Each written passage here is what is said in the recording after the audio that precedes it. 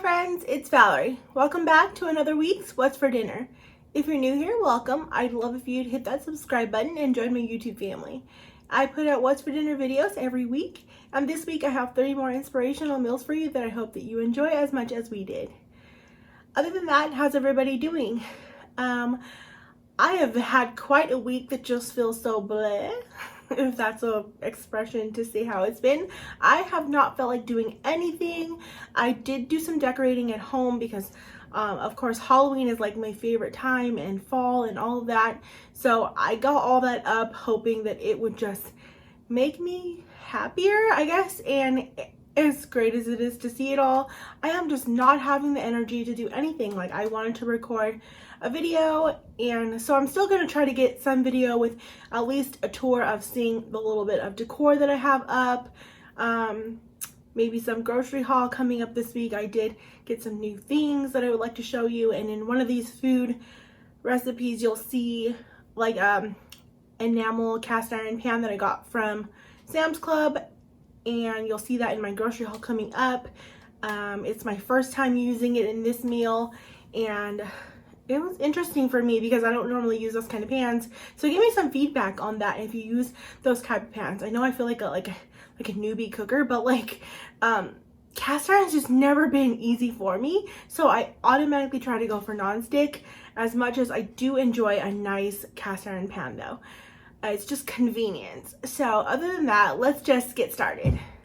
This first meal is Crockpot Fiesta Lime Chicken. I'm starting off by lining my Crockpot just because I'm going to be going to the beach with friends, and this is what we're going to eat when we all get back. But I don't want too much cleanup because I want the time to spend with my friends. So to the bottom of the Crockpot, I'm just placing 4 chicken breasts. And then I'm going to just take this Fiesta ranch and I'm going to pour it all over the chicken breasts. And then I'm going to be taking 1 can of corn that I drained, and I'm going to place that also on top of the chicken breasts. Next, I'm taking 1 can of rotel, and I'm going to place that on top of the corn. And then I'm going to take 1 can of black beans that I slightly rinsed. I'm just using this organic kind here, and I rinsed them slightly because I do have a friend that's going to be eating this and has a more sensitive stomach, and rinsing your beans does help with some of those issues. And I'm just going to go ahead and cook that on low for 6 hours. And once that was all done, I just went ahead and pulled the chicken breasts out and shredded them, and I didn't get video of that because I was so busy. But yeah, you're just going to shred that up, and then you can see how much liquid is left there. I didn't want much of the liquid, so I'm just removing the vegetables and beans from there, and then taking a little bit of the liquid as I see fit and pouring that on the chicken to keep it nice and moist, because I'm going to be using these as tacos, which I actually didn't get a clip of for you guys because I did get really busy with friends. But I use this as taco meat, so inside of flour tortillas with like cheese and sour cream and all that. You can use this as taco fixings or even over rice or with Spanish rice. This was really, really good. So I'm also adding some lime juice to that. You can add anywhere from 1 to 2 limes. I believe I used about 1.5 limes, and it was perfect for me, and I really do like a lime flavor. The original recipe I saw for this calls for cream cheese, and I feel like you could totally add that, but when I tasted this, I loved it so much that I just left it as is. Next meal is sun-dried tomato and mushroom ravioli.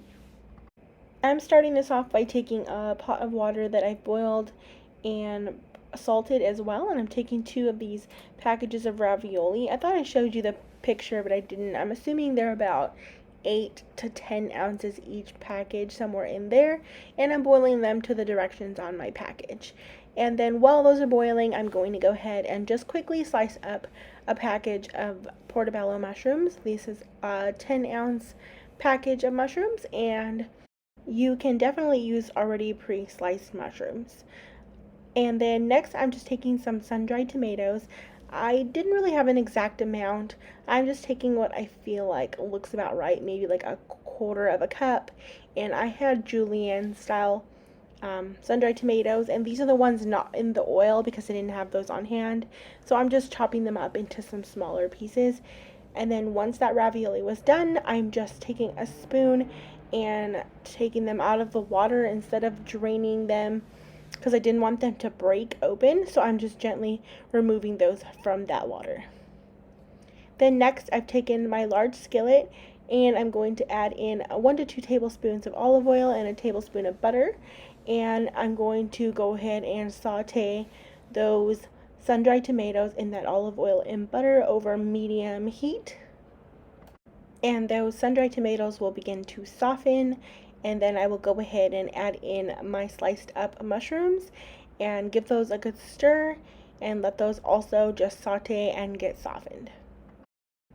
Next, I'm adding in about 1/4 teaspoon of red pepper flakes, maybe a little extra because I wanted the flavor, as well as maybe 3 to 4 cloves of minced garlic. You can just use whatever amount you prefer.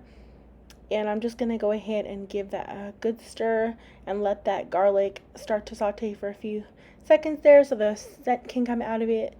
And then I'm going to add in some of this spinach. This was a frozen spinach that I just defrosted. It's about 5 ounces cooked, and I believe you could probably just make 1 bag if you have uncooked, like a normal sized bag. I'm also adding in some garlic powder to that because I do like the flavor of garlic.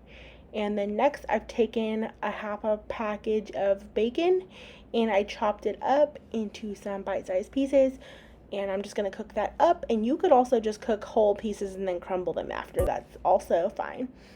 And then next, I'm just going to go ahead and push that mixture to the side and place the drained ravioli into that pan with all the mushrooms.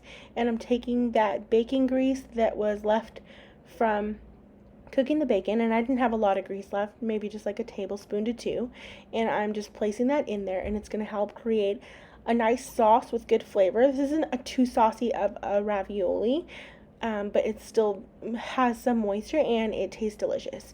So next, I'm taking just that crumbled bacon and I'm going to go ahead and place that on top, and I'm just stirring this all together.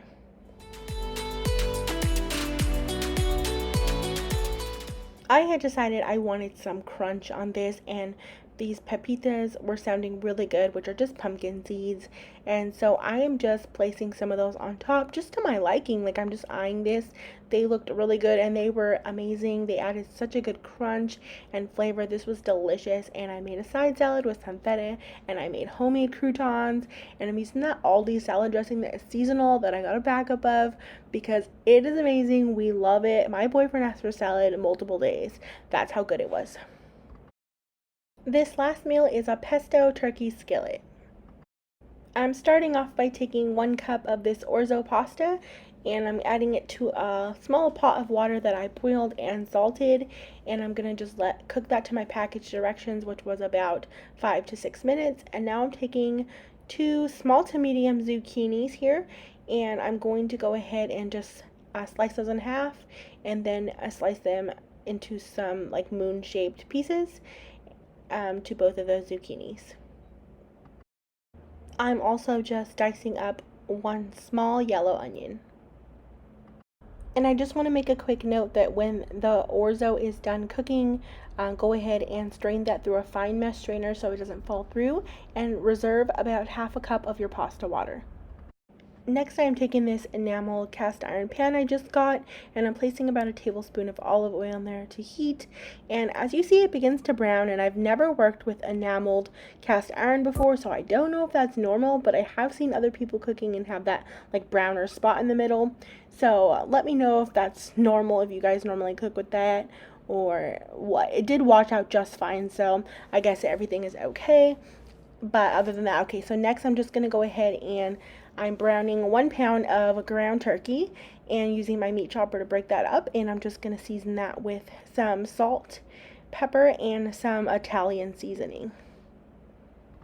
And I'm just giving that all a good stir and breaking up those pieces and letting that continue to cook until there's no more pink left. Next, I went ahead and removed the meat from the skillet, and I'm adding another 1 to 2 tablespoons of olive oil into the pan and that diced up onion, and I'm just going to go ahead and stir that around to coat the onion with the oil and let that saute for just maybe about 3 minutes.